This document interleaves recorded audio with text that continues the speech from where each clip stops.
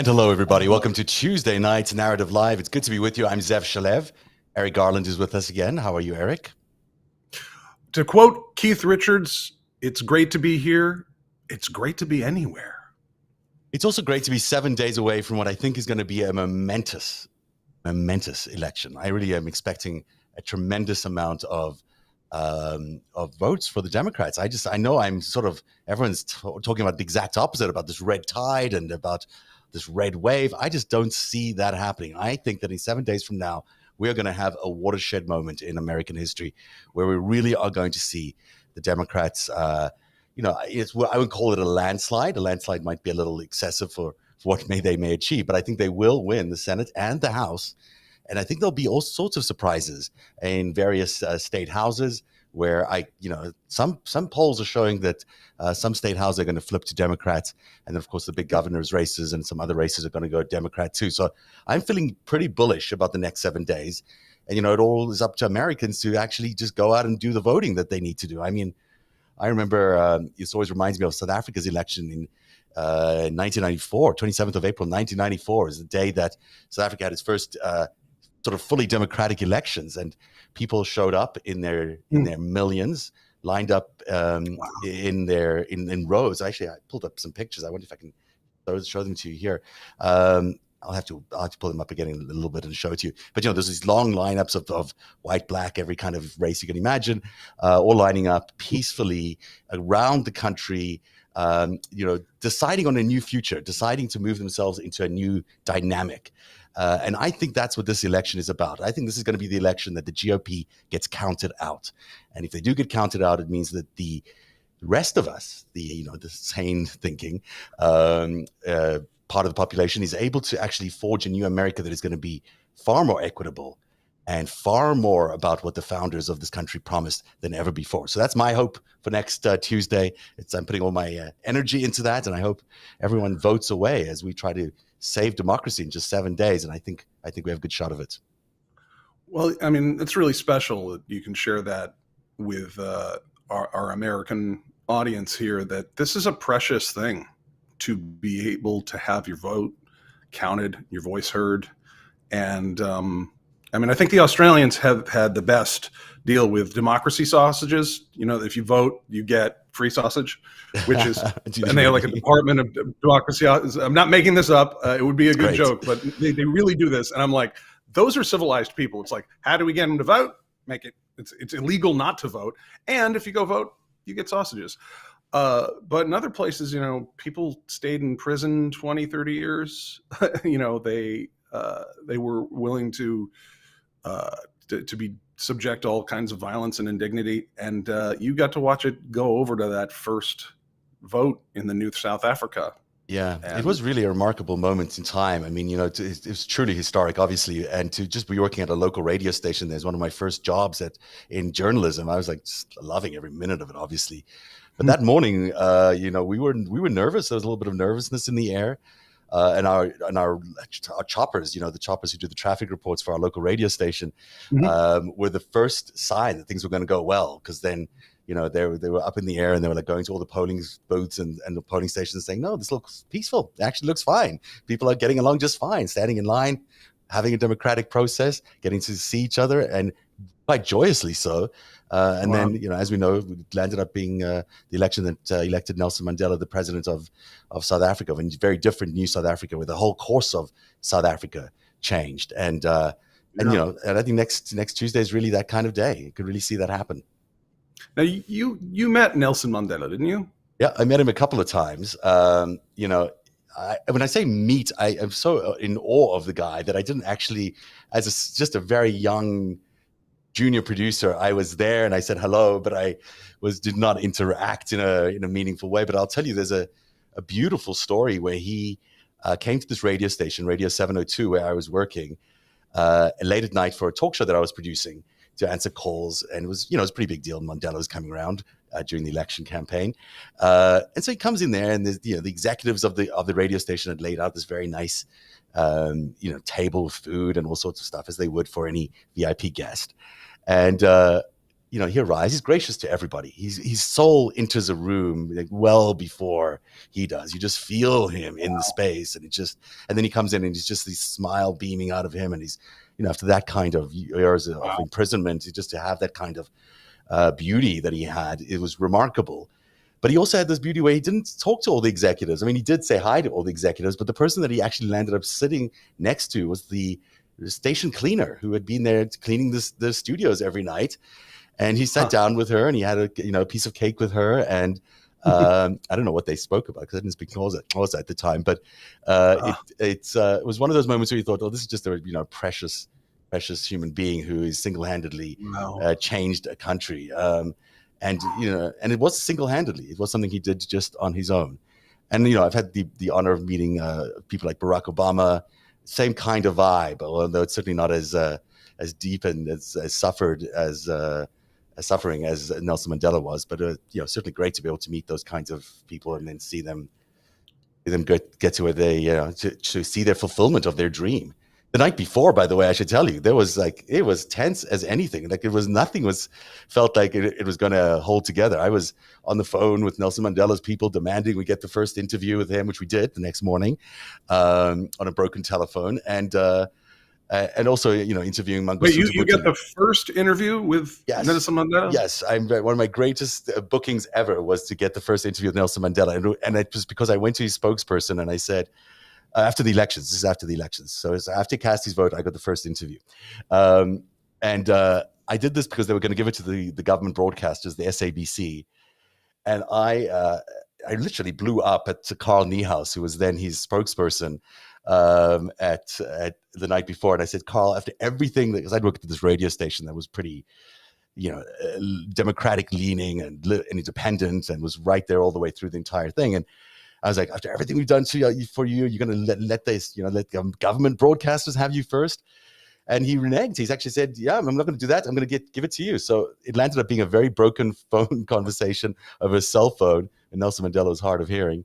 But it was an interview. So it got on the air, and I got to say, congratulations, Madiba, probably amongst the first people in the United States, in South Africa to be able to do that on that day. So that was a good day. It was a good day. And I think next week, if people sort of embody this idea that this is a change election, this is not just an election about, the inflation or abortion, all those things are super important, but it's also the future of America. And this is really what we're voting about. We're voting about, is it going to be a democracy? Is it going to be a whatever version of autocracy the GOP want to enforce? We are moving in one of those directions. And we're going to decide, I think, next Tuesday which direction we're going to move into. So, it should be momentous. It should be that every single person who can vote does vote, and hopefully they do, because it's the vote of our lives, as it says right there on the screen. Well, another major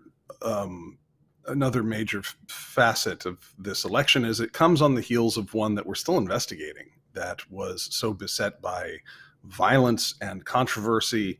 And that was a subject of a massive malign conspiracy, and we're doing it again.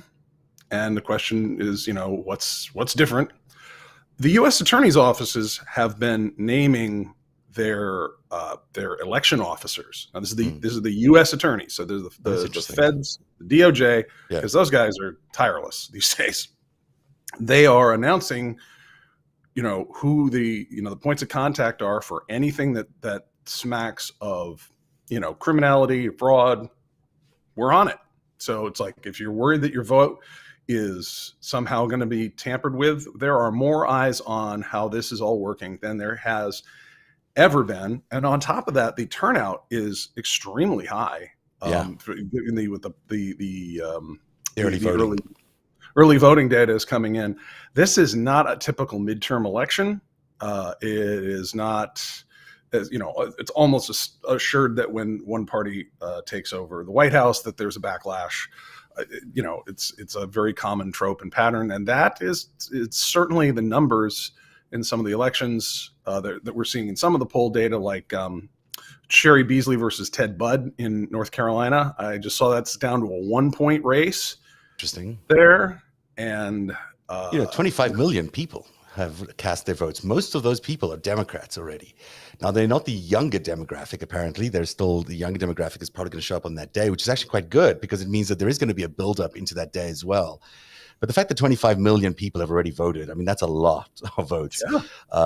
And mostly Democrats, mostly people, motivated by saving democracy and by abortion. Those are the things that they're voting for.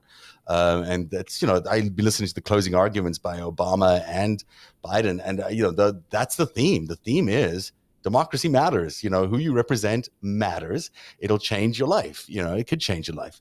And in this case, I think will change your life. So just voting, party loyal is so silly on these kinds of days. You've really got to think about who your candidate is, whether they really represent you, and whether you can abide by their party. I mean, the GOP is just a mess. You can't look at any of these candidates and think that they're electable. Almost so many of them, at least, are not electable. I think more importantly, the content of the character of the candidates is a big issue for me as well, of course. But I'm in Missouri, and I've got 2 solid weeks where I can vote at a number of locations. We still have Jay Ashcroft, who's the son of John Ashcroft, who was Secretary of State here, and there's some questions about voting in 2020, but we've got a Republican supermajority here in Missouri, and despite all that, I've got more access to vote now than I did 2 years ago. Yes. So, and the early voting thing is quite new for a lot of people. I mean, it sort of has been around, but not in the scale it has now. And the fact that you've got these 2 weeks to do all this stuff, it's amazing. It really changes the dynamic. And a lot of people don't think of the implications of having voting on a single day, and having long lines. Because if you have people that have to take the bus to work, they don't own an automobile, and they have hourly wage jobs where the managers may not be very sympathetic to them wanting to exercise their democratic rights. Here, having voting on a single day takes out a huge chunk of those people who deserve representation. Opening it up to several days and giving people breathing room so that it's like, well, I don't have to work on Wednesday. I can go I can take the bus from here to there and make it back. And I don't have to, I get there, oh my God, there's a 4-hour line. I'm going to get fired. I can't get fired. I mean, there's, a whole lot of people that have the right to vote, but that will, have to pay a much higher cost than others who are more fortunate. And one man, one vote, one person, one vote in this country. And to get closer to that, doing this, I mean, who'd have thunk it? We are making progress. Yeah. 2 things that just to pick up on what you just said there. Last time round in the 2020 elections, we had what we called a red mirage, where on voting day, it looked like the Republicans were going to win everything. And that's the basis on which Trump landed up declaring victory and, opposing the Biden victory. But in reality, a lot of the early voting or mail-in voting was then going to be counted afterwards. And that was going to bring up a lot of the Democratic ballots from Democratic regions. And that was going to balance out the vote. This time it's going to be different because I think a lot of the early voting is already being counted. So I think in some ways we might have a Democratic surge right at the beginning, and it may just stay all the way through the end. I don't know exactly how each precinct or each district is counting the votes in which order, but I think it's going to look a little different than it did in past years. Although it certainly could take weeks for us to get the final result. It could, but how it worked, 20 years ago, even they take statistical samples, and the provisional ballots get counted later. And very serious mathematicians and actuaries are in that are in the business of making sure that those samples are representative of what just took place, and getting the exact count may take a while, but we actually have had more of a sophisticated system than some of the domestic terrorist organizations would like you to believe. Now, we're going beyond that, and we are tightening this down even more. There's going to be, even more, oversight and observation, and hopefully prosecution if anybody's messing around. And this is, if nothing else, I think it is really important that, on so many levels, that we get America away from where it was, which was apathetic about civics, apathetic about how the government actually runs, because there were people like the Koch brothers that are like, hey, we're going to get 66% of the state houses, and when we have those, then we're going to call for constitutional convention, and we're going to rewrite this constitution the way we want. And I think the old one is really good, and all of our laws are based on it. And we as Americans, we weren't privy to what that plan was, and we were not actively defending simple things: access to the ballot, right to vote, making sure that mobs don't invade the Capitol and defecate on desks, things that are part of any functioning democracy. Yeah. The other thing that comes to mind is that because there is so many people that are voting this year early, and a lot of the surge in the number of registrations means we can't really rely on polling. So no matter where you are, if the race is even remotely close, you got to vote. If you just have to vote, because you don't know. I mean, they're talking about even a red surge in parts of New York State, and I'm like, who would have thought that would have happened? But it might happen. So, no matter where you are, it used to be that it came down to just these few swing states, and it probably will come down to just a few swing states. But every single vote counts this time, because there is an unpredictability with a number of new voters that are showing up at the polls, and new registered voters, especially with so many big issues at play. You just got to believe that there'll be every vote must count, and that means everyone needs to go out and vote. So if you haven't made a plan yet, do it, and then also dreaming the possibility of what it might be. How amazing would it be to have a House and a Senate and a presidency that could fulfill some of the Biden agenda, which is so, smart and it does the job and appeals to the people, and actually takes care of the people of America, and looks to the future and competes with China and does all these things that you want an agenda to do. And how great it would be for just a little bit of time for America to actually pull the stuff together, get us back on track, and then proceed with the future, which will be quite phenomenal if we can do all those things, whether it's semiconductors, which we like to talk about here a lot, or AI, or all the other incredible things that freedom can help us develop. That can only happen if we get this agenda through. And we don't want the GOP shutting down the government in the first week, or starting investigations about nonsense like they did with Clinton. I mean, this is not what we need right now. We need a really big, decisive victory that says to the world, and says to all of America, this is who we are, this is who we're going to be, and this is how we're going to march forward into the future. And the GOP is the past. It is not the future, and people know that. Well, I mean, we are making strategic moves as a nation because of the Biden administration that have been 50 years in coming. Including disengaging with China, no longer engaging with them, not deepening our commercial and industrial ties with them. In fact, shutting them down and drastically changing the world supply chain. That's huge. Yeah. We've been doing the other thing for over 30 years, and there were good reasons theoretically to do it, even though we probably should have read America versus America by Wang Huning, who's like, here's how we destroy America. And that guy's been It was just there in black and white. I didn't realize it was written there. We need to take their farmland in the Midwest. And then, okay, that's their plan. Yeah. And, make sure that when we should manufacture stuff for them that doesn't work, because they really rely on technology, and they don't have traditions that we do that go back a long way. So if their stuff breaks, they're going to cry all the time. Well, right. Also, right. Pretty okay. So maybe the decision to engage was a little optimistic on our part. Well, that's done. But it hasn't worked for them. They seem to be in a lot of trouble. I mean, they are going to try build this alliance with Russia and march on into the separate universe that they're in. But the rest of the world is not coming along with them, as far as I can tell. Well, maybe Bibi Netanyahu will. We'll get to that in just a second. But there is a lot of it just certainly seems to me like the Biden administration has done what they've needed to do to get us to a point where we can reestablish, not that we needed to, but reestablish America's leadership in the world. But then beyond that, now is the chance for the American electorate to actually choose to be united under one agenda that actually takes us forward. There's no point in this combat politics that we've been doing that has been inspired by foreign forces. We know that it's not coming internally. These are things that China and Russia and all these other states with these skills in propaganda and skills in creating division and polarization. That's why we're having this constant battle in America. It's not because we genuinely hate each other. I just don't believe that.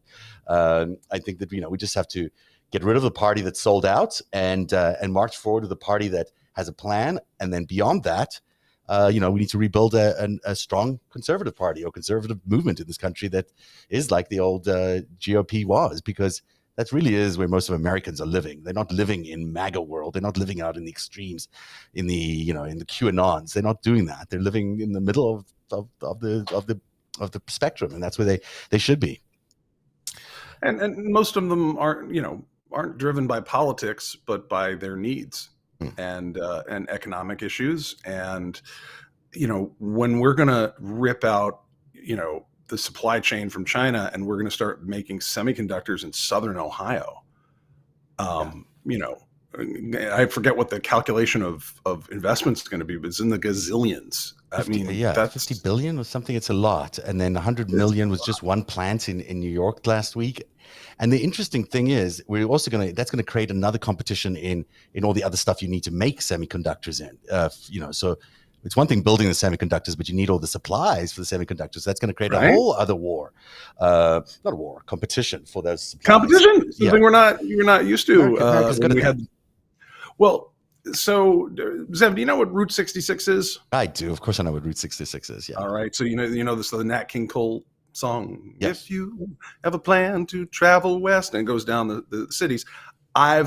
It goes from St. Louis, Joplin, Missouri, and Oklahoma City. I've driven from St. Louis to Oklahoma City on every chunk of the old 66 that is left.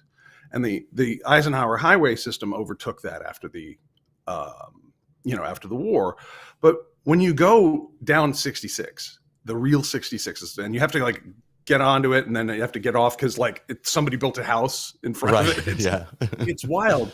You see parts of this country in the middle of the country, in these humble parts of Missouri and Kansas and Oklahoma, and that are these little towns that are they've all kind of fallen into disrepair, but they were part of an industrial landscape, an industrial ecosystem, where little, parts for the railways or for the automobile industry, they were all over. And so these towns that they're forgotten and then flooded with drugs and despair, you have people living there. The reason for that town's existence has kind of disappeared, and no one really explained it to the residents, and that's not their fault, right? And I was from a town that was never very pretty, but it had been in better times before. Yeah. In any event, where when we started ripping out entire industries and putting them in other countries, it's not just we think, oh well, Detroit sucks now, and it's it's really a mess, which is true, but it's not just the Detroits. It's the little towns where you put an industry there and employs 80, 180, 280 people, and that's a reason for that town to exist. There's prosperity. You have a school you can go to. It's small enough. When they talk about the real America and that small town life, which it's not about Republican or Democrat. That's about cohesive, and there's a reason to be there, and there's some pride in what you create there and what you build there. We went away from it. Yeah, it's neither Democratic or Republican. It's just the American dream, and the American dream is still out there. It's, it's still very viable. And now is the chance to recapture that. It's true that, during these last few years, Chinese monopoly on all this production has meant a lot of jobs has moved over there. It meant a lot of production has moved over there. That's 100% true.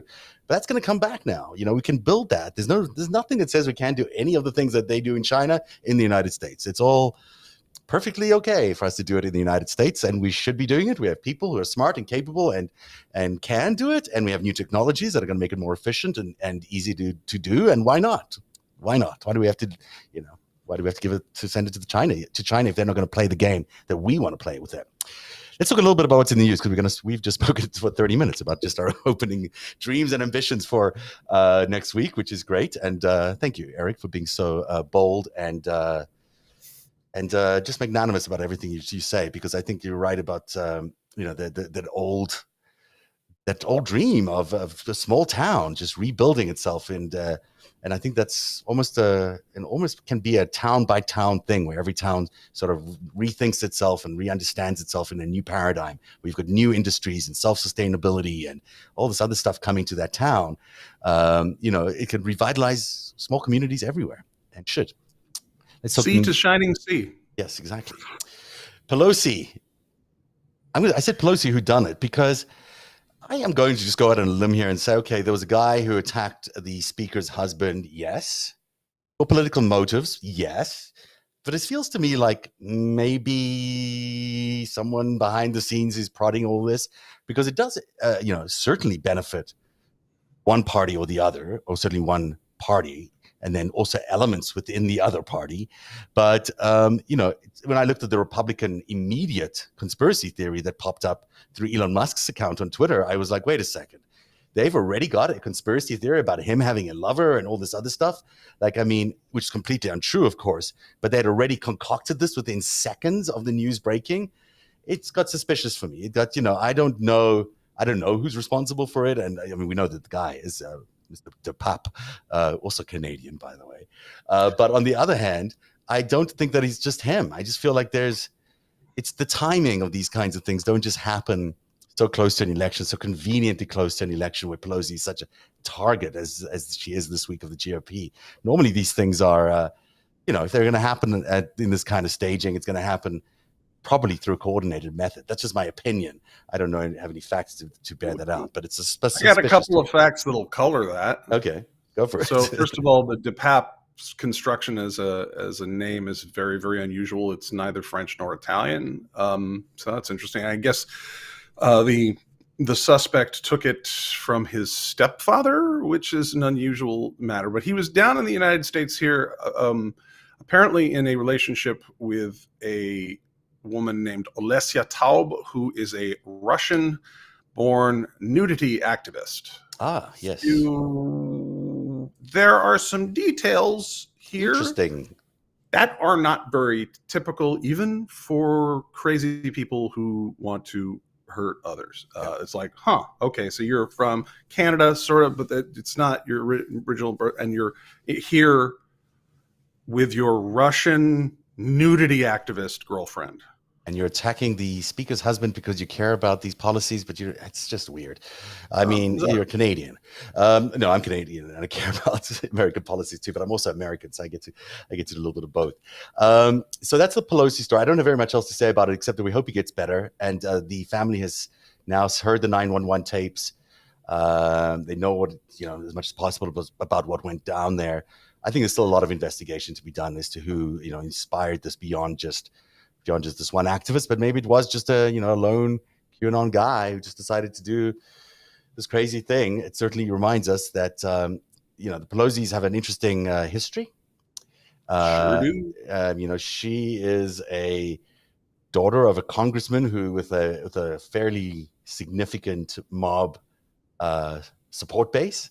Now she's not connected to the mob as far as any of us know, but she, her father really was kind of an interesting figure in American politics. And, have you been to Little Italy in Baltimore? I have not been to Little Italy in Baltimore. Why? You should go to Little Italy in Baltimore, and the food is great. And anywhere the food's that good, there's a mob. There's a bit of mob going on there. Yeah. So I'm sure.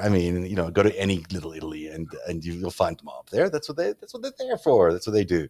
But then they become their daughter becomes the Speaker of the House. Then it's significant detail in understanding how she has become quite a wealthy woman in her life. There's all these things that you could say about Nancy Pelosi. I'm not going to say it today because I just think she's a fantastic human being, and I think she's been a remarkable leader for people in the House, but also for the people of San Francisco. She really is the queen of San Francisco, and there is a lot of love and admiration for her there, and for Paul Pelosi. So Let's hope he recovers quickly.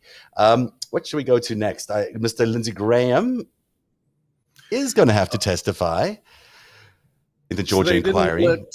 Apparently, they didn't. So the midnight backdoor side door move by Clarence Thomas apparently didn't stick. It didn't stick.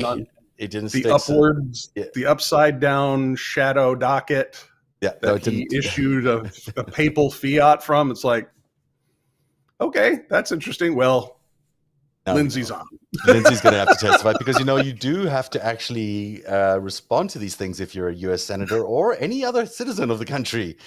When the court tells you to come and talk to them, you go and talk to them. This whole fuck off. You're just Congress. You're just that is not how it works for regular people. You end up in the back seat of a sheriff's car with handcuffs on when a judge crooks their little finger. That's how it works for everyone else. So what's this whole? Well, I'm going to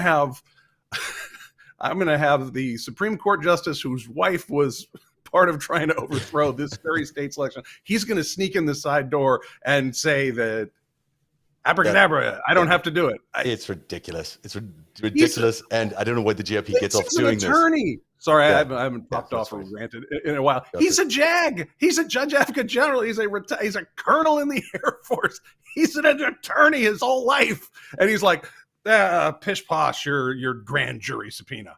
And the court was like, this is completely unreasonable, this argument, and threw it out very quickly, as they should have, because it is completely unreasonable. Now, here's Twitter, over at Twitter, which is now, I don't know, China-owned, Saudi-owned, both owned. Elon Musk is doing some crazy Binance stuff. Put up some money. Yeah. It wasn't festive until you have the Chinese cryptocurrency run out of Malta. Yeah, now we're talking some legitimacy. Yeah, to have that. So they apparently took down a China-based network that was operating within Twitter. There were two right-wing networks and one left-wing network, interestingly enough, that the Chinese Dear God, what is MAGA porn? Do I want to know? MAGA, maybe it's MAGA comma porn? I don't know. Nope, there's no comma in there. Just I don't want to know anymore. Hate for Trump, China-based. Anyhow, but there you go. Apparently he's trying to look like he's decent, but on the other hand, he's taken down all the or withdrawn all the permissions for the people who used to do the moderations on Twitter. So all the content moderation that we used to get on Twitter, the people who did that can't access the tools to do that anymore. So there's no moderation a week into the elections. You never know what's going to happen. He's fired the board. He's fired the executive team. He's proposing an $8 fee for every blue check that they issue, which is the verification thing that they use. It's a fun place to be, Twitter. I've lost 1,000 more followers every time I go on. Every time I go on Twitter, it's like 100 followers less. I don't know where they've gone. I mean, maybe they're trolls, maybe they're bots. You want to talk about what a brilliant influence op this was?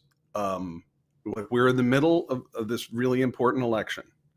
And the people that have blue checks, their rules for these blue checks is not just you verify that you're who you are. It's like you have to have some form of public figure status, so we know that it's you and nobody's stolen your very important account. Yeah. Now, Zeb, do you have a blue check? No, I never got one. I never considered a legitimate. I still cherish person. you. Thank you for cherishing me, and I envy yours. I envy your blue check every time I look at your account. Don't. I wish I had one.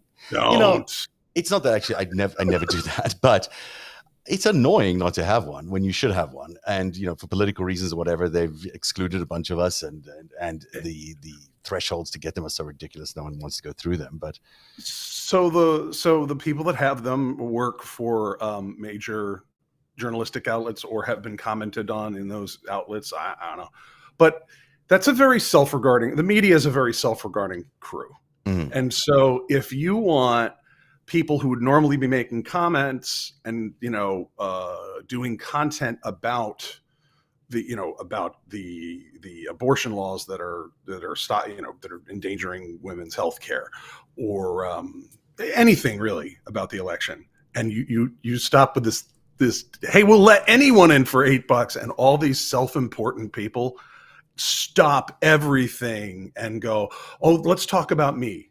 No, let's talk about the election. Yeah, let's talk about. That's a good point you're making there, that this was a distraction tool, but also I am a little worried about there being no moderation tools available to the moderators there for the next week as we're heading into an election, because as we know, you can really tweak an election by dropping in a couple of stories here and there and amplifying them, as Elon Musk showed us on the weekend, or as Fox News shows us on a regular basis. It's not hard to imagine a world where China or Saudi Arabia wanting to lean in on behalf of the GOP, start pushing narratives and making stories trend, and all sorts of things happen in this week leading up to the elections. I mean, the timing is unfortunate for sure.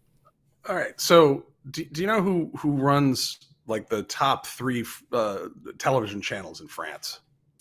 It's the government, the state of France. Yeah. And BBC. Who runs the Beeb? The British people do, but the British government appoints everybody. Yeah, British people. Yeah. They pay a license fee for that, but they still. Right. So in other, China will not let the United Arab Emirates run its platforms. No, they don't.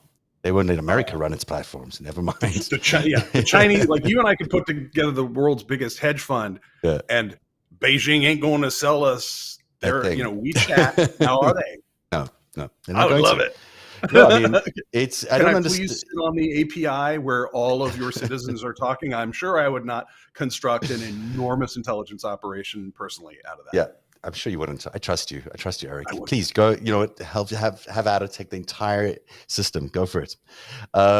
It's. What are we doing here? I don't understand it. I don't understand why they allowed a Chinese asset to buy the biggest social media platform in politics. I just don't understand why they would do that. I don't understand why he's now implementing all these changes on a whim. Like he can just okay, I'm just going to do all this by myself now. And we all know it's the Chinese and Saudi Arabia. And the more we say that, I bet you the shorter our lifespan is on Twitter right now. Not that we want to tempt fate there, but it's I don't get it. And it's infuriating to me that something that is important as a social network that is the battleground for politics these days is being taken over. This was the last vestige of free speech that we had in America. I'm sure we'll find our way out of this because I trust the people in charge. But it's, it's disappointing. I would have wanted Twitter to go in a completely different direction. And we just had congressional hearings about how many spies were in Twitter. Yeah, Chinese spies, Saudi spies, spies. Yeah. So how come we didn't have a full discussion on that? I didn't even understand. It wasn't meant to happen. It was like 2 weeks ago. It was like, oh, the deal's not going to happen. It's fallen through. And then suddenly you turn around to what? It's like, it is happening. I don't understand that whole turn. I thought I'd given up on even caring about it because I didn't think it was going to happen. And then suddenly it's like, oh, well, now he owns it.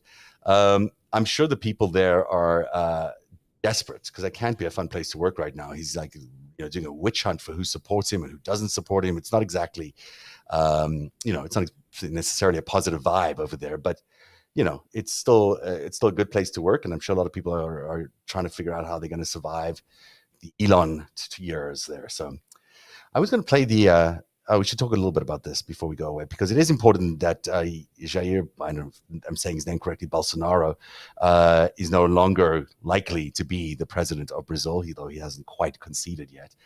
But quite distressing for me in any event is that Bibi Netanyahu may be soon returning to power in Israel after their 5th election in less than 4 years. It's a lot, guys.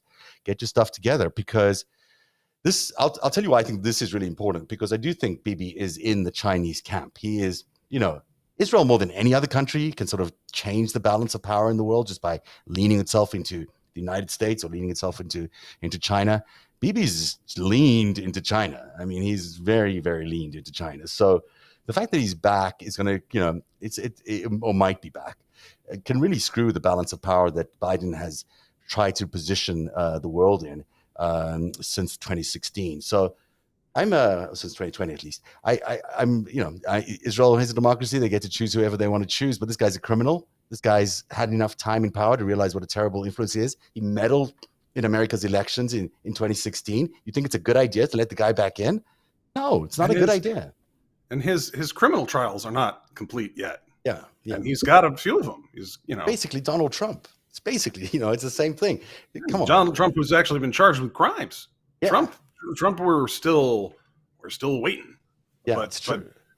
But I mean, he's got 4 different like fraud and corruption charges that are being prosecuted that they have to take time out because he's got to go do something and then he come back. And I mean, I'm sort of wondering like how long. Some of this feels like it's a bit artificial, where it's like, how long do your trials take? Like, these are bribery trials. Those are, you take the money. Okay. Did you say you do something for it? Well, that's bribery. I mean, it's pretty easy. I'm sure they've delayed this for political reasons all along. I mean, I've heard rumors that, the Ghislaine Maxwell trial was also delayed in a negotiation attempt around this. So there's all sorts of things that are happening behind the scenes, I'm sure, which might delay things. And who knows, maybe he's negotiated a way back into power, but still not be as pro-Chinese as he's been. But I don't trust the guy. I mean, after what he did by participating in that 2016 invasion of America, it's not okay. And it sets up this dynamic between American Jews and Jews in Israel, the right-wing extreme Jews in Israel, which has never existed before. It's such an anathema, and I don't know why it's necessary to divide the Jewish community up into those 2 different camps, because it's never been the case before. It's 7:43. I was going to do a whole big thing, but I'm not going to do a whole big Dragon's Tail because we just don't have enough runway here to do the whole thing. But there is some really incredibly interesting stuff that came out of the new Trump tapes that were released by Bob Woodward in audiobook form. And if everyone hasn't heard it, go for it, download it or get it through Audible or whatever it is you get your audiobooks. It's really fascinating to listen to Donald Trump as he tells the story, as he tells, I don't know who's coaching whom. Is Woodward telling him how to run the government because he has no idea? And then this really confessional style of interview that Trump does with Bob Woodward over many, many tapes is really fascinating. I highly recommend it. But it also was brought up to me today that it brings together this notion around COVID, because this is when a lot of these interviews were taking place, was during the coronavirus years, that Trump really did do something that I first reported way back in when was COVID? 2019? 2020, March 2020. Released in September, October from Wuhan, and then spread from there. Right. So I reported, really early on in that whole period that it looked to me like Trump had deliberately allowed the virus to take hold in the United States, that he had these 19 days where he chose to do nothing. And just to remind everyone of where that landed, here is a short excerpt. It's really quite short, which gives you the timeline from that original show that I did. Donald Trump was all about China. He praised President Xi's transparency and assured everyone it will work out well. For a minute, his administration even looked presidential. He declared a federal health emergency, launched a task force, and banned travel from China. Developed test was only available in public health laboratories in the CDC. Then in February, the CDC stumbled badly after their coronavirus test turned out to be flawed. Health officials had a backup plan. An approved test from the World Health Organization was just a flight away. But the Trump administration rejected that. Instead of accepting the WHO tests, Trump did something truly bizarre. He went on a 25-day campaign, a media blitz of sorts, downplaying the severity of the coronavirus. The virus was not a threat, he said. It was just another Democratic Party hoax. What do you say to Americans who are concerned that you're not taking this seriously enough? That's CNN, fake news. The president say, for example, he's going to continue with political rallies. Is this sending the right message? Going to a rally, there's no reason that you shouldn't go. It's really working out. The president stopped shaking hands. In our line of work, you shake hands. No, I don't take responsibility at all, but it's something that we have tremendous control of. How would you rate your response to this crisis? I'd rate it a 10. This is a pandemic. I felt it was a pandemic long before it was called a pandemic. The media blitz was designed to contain any stock market crash, his advisors would later argue. It also coincided with a big deal. Thermo Fisher's $10 billion purchase of a German company.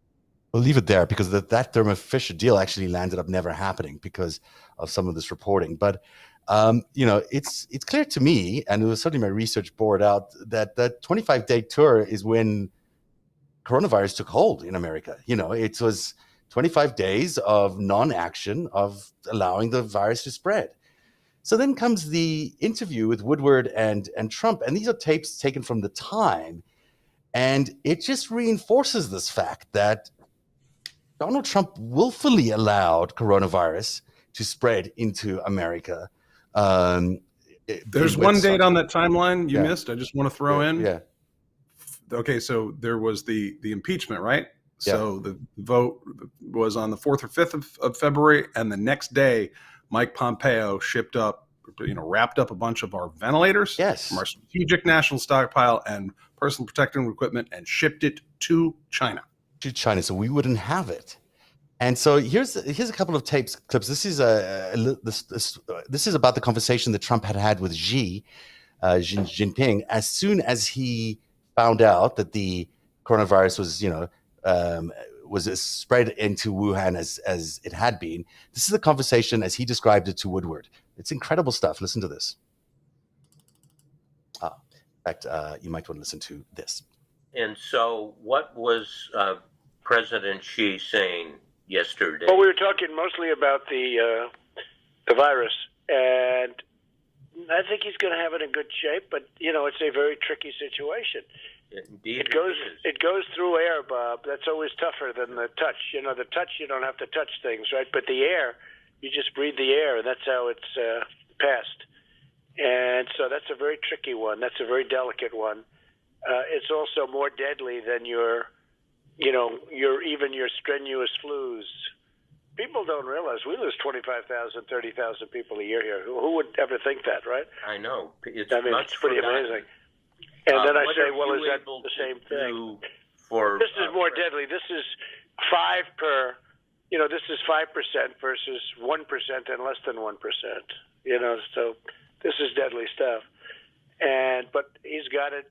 I think he's going to do a good job. He built, a number of hospitals in record-setting time. They know what they're doing. They're very organized, and we'll see. We're working with them. We're sending them things, in terms of equipment and lots of other things, and the relationship is very good. Much better than before. Before it was strained because of the deal, but before that, they were just taken advantage of. Like if you go back to Obama, Bush, and other, Yeah. So, I mean, this is weeks after Xi had been hiding what was going on in Wuhan. I mean, there was already a massive outbreak, and he'd been hiding it. He'd been hiding what was happening at the virology lab, the Wuhan virology lab, where we all sort of now believe, at least I believe, the virus first came from. And so on top of that, there's Donald Trump, who should be demanding some answers, like, hey, tell us why wouldn't you tell us what happened? We really want to know. Instead of doing that, Instead of doing that, he needs to, praise Xi. This is what he lands up doing. He's praising Xi for his work, saying he's doing a good job, and we'll just see how it happens. And then sending him all this PPE that you were talking about, and then going on a 25-day tour, where he's basically saying, don't worry, this isn't going to be an issue. When he told Bob Woodward it was going to be an issue, it was really deadly, 5% versus 1%. I mean, there's complicitness there that I've not seen addressed by any committee or courts or anything. And, millions of people died. Yeah. Also, remember some of the push people had for, getting him declared, mentally incompetent, 25th Amendment, and all that. He's crazy. You listen to those tapes, he's very lucid. Mm-hmm. Oh, yeah. I mean, it's like people almost forget he's a member of SAG-AFTRA, an actors union, and he appears on TV all the time. I mean, he's not dumb. He says outrageous things, but that's the name of the game in some corners. He's very clear-headed about what's going on here. And he said one thing behind closed doors and completely the other to the American people, to their detriment. And another thing completely to his son. This is what he told Bob Woodward was the conversation he'd had with Barron Trump, his son, when his son asked him what was going on. about coronavirus. And listen to what he says, because this is the actual truth. I wanted to capture the moment when your son Barron asked you about this. Yeah. Tell me a little bit more about that, because that's very human. And what caused him to ask you? Well, he's just turning 14, so he was 13 when he did. And he wanted to know, Dad, where were you, in the White House? Or? Yeah, in the White House upstairs in his bedroom.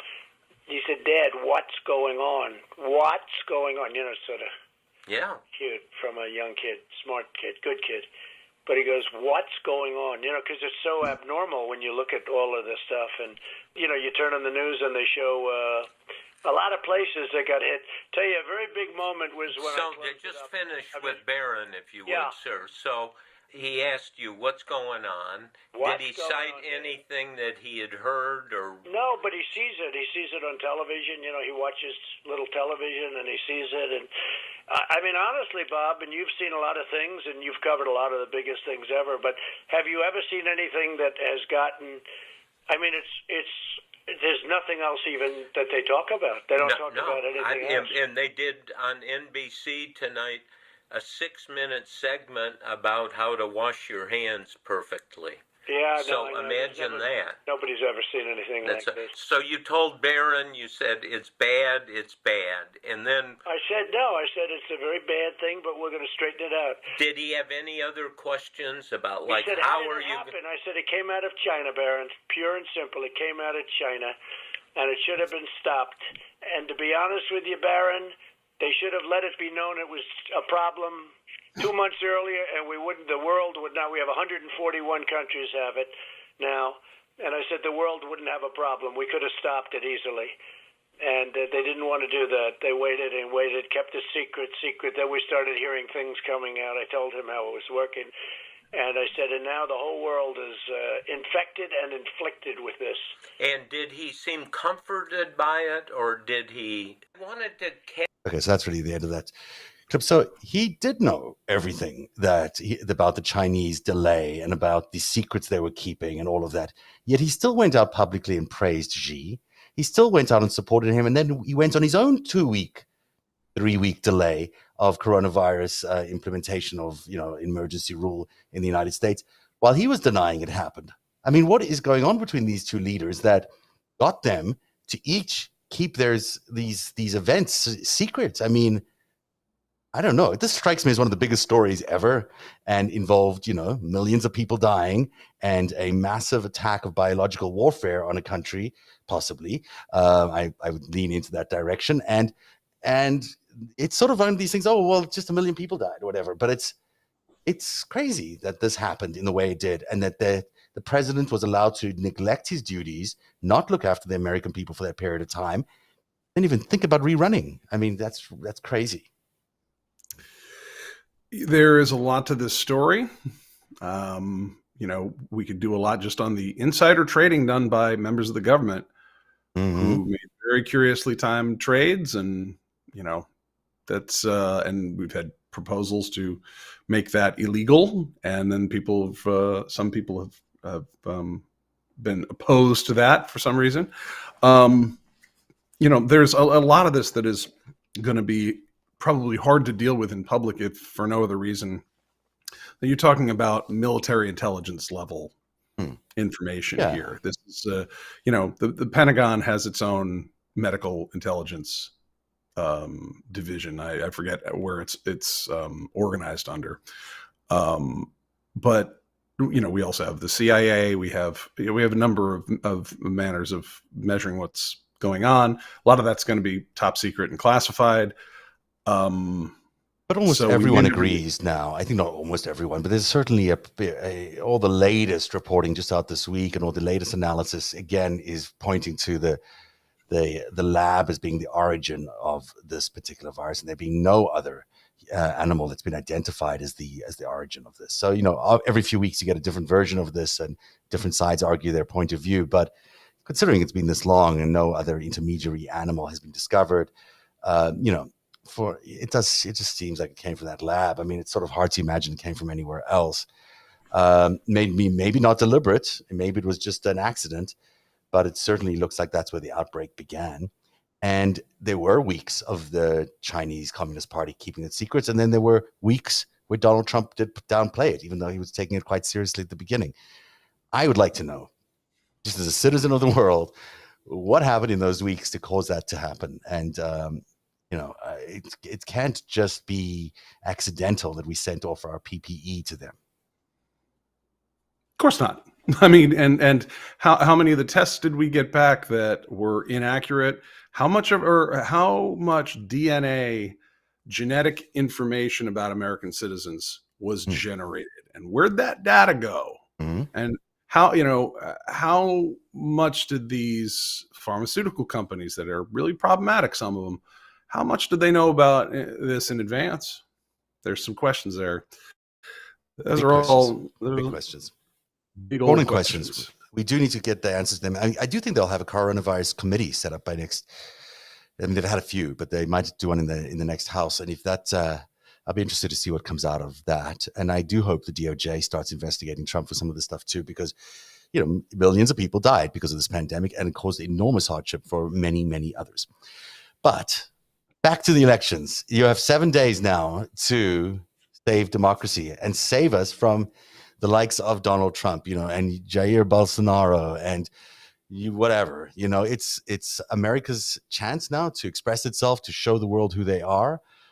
Take it seriously, because, democracy is so precious. And I know, going back to the top of the show, what it was like growing up in South Africa, where you lived in an autocratic state and living in fear and not really trusting anybody and living behind walls and, hearing things that were going on, but never really being sure that they were going on because the reporting was so scant. Knowing that there's violence and people dying nearby, but you're not really sure why. The censorship that existed on almost every level, the surveillance of people, the control over where people could move, could live, could talk, could do, you couldn't sit next to a black person on the bench, at the park bench, if you were white. I mean, that's how ridiculous the control of life in South Africa got. And it wasn't because white people hated black people hated white people. It's because they lost control of it. They lost the ideals of a democracy, and they landed up becoming, the worst kind of autocracy that you can have. And democracy is really precious. America is the only country in the world that really, really, really has it. And for that reason alone, you should be fighting for it and protect your rights, because they are going to come after your rights after this. They are. If they win, they'll be after everything. I mean, all you have to do is move to Missouri. I mean, there is, virulent political strain here where it's just very autocratic, where your body isn't yours. Scientists don't get to make scientific decisions. Maybe your children really belong to the state, and a few people can decide the fate of all that. It's almost like there's a concentrated effort to reduce a citizen's agency in what they have a right over. I mean, there's a proposal out from a woman named Mary Elizabeth Coleman that would impose Missouri's laws on abortion across the state lines. So if you live in Missouri and you go to another state, that you would be legally liable back in Missouri if you had any medical procedure done that they had decided in Missouri wasn't legal in Missouri. That you're basically, Missouri owns you. So if you go up to Vermont and something else is going on there, and it's going to be different than Missouri, and when you get back, that you're liable for that. Well, that's pretty insane. Then you add there's an amendment in 7 days here, an amendment to the Missouri Constitution that would change the National Guard here, and it's under the Department of Public Safety, and there's a Judge Advocate General, or the Adjutant General, I should say, and it's technically under the control of the governor, but it's for national emergencies. It's the National Guard. It's the militia kept by every state. They're going to create a department of the National Guard in the state that answers directly to the governor, and its mission is changing from saving life, limb, and property in the event of an emergency either a military or disaster in nature. Disaster, yeah. Now it's going to have for its goal, according to this this new amendment, the protection of constitutional rights under the U.S. Constitution and the Missouri Constitution. Oh, interesting. Where they're trying to give fetuses constitutional rights. While taking away the rights of their mothers. I mean... But we're talking about having a military force that enforces the Constitution, enforces it, and protects the constitutional rights. So does that mean, and remember, we've got a law in the books here saying that local police cannot talk to the ATF. The ATF wants to investigate terrorists here. So are we going to have the ATF facing off against Bradley fighting vehicles, mine-resistant armored personnel carriers, helicopters? What? And this is all at Generalissimo Mike Parsons' control? Now, when you look past this and go, wait a minute, who buys all that stuff? Well, it's the Pentagon. The Pentagon pays for all of this. Yeah. So I wonder how Secretary Austin feels about Mike Parson putting himself up on his level in terms of command and control. 100%. But it's exactly what they're doing. I mean, what they want is sovereign control over their states. They want their national guards to act as armies. They want a divided America. They want different states answering to different presidents, and they want a different constitution. It's insane. It is un-American. And who wants that? They? I mean, that's a great deal for China. Yeah. It's a great deal for any other country that can't actually fight us using, weaponry of conventional nature, having us destroy ourselves from within a million dumb ways. Yeah. It works really great for them. But what is the purpose of setting up a military we already have a National Guard in case something goes wrong. Well, we need one that protects the Constitution. Well, there's no court that has its own military. Breakaway states is what they want. Remember what Putin said about the Soviet Union being the worst disaster ever, or whatever it was that he said? And we made them breakaway states. They want the same breakaway states for America, and that's just their plan. They're not going to get it because everyone's going to vote for the Democrats next week, hopefully, in a landslide victory. We'll see Missouri, Tajikistan. If that happens, then we get the Generalissimo has his own military force. I'm calling this Tajikistan, home of Provel. Toasted raviolis and baseball. Exactly. And no free speech. On that note, where we still have a little bit of free speech left, have a good night, everybody. Don't forget you can support NaratIv at patreon.com/NaratIv. Vote, vote, vote, wherever you are. And we'll see you again on Thursday night. Have a good night, Eric. Every minute of NaratIv's reporting, every story that we break is made possible by our patrons. You too can become a patron by joining at patreon.com/NaratIv. NaratIv, where truth lives. One day, you'll tell the story of autocrats, crooks, and kings who came for our freedom.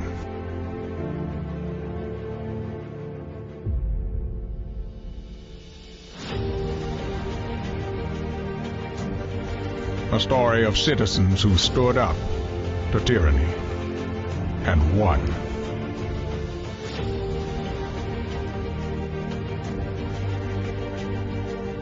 The people prevailed and renewed an old vow to a more perfect union. And that was just the beginning. The story continues. NaratIv, where truth lives.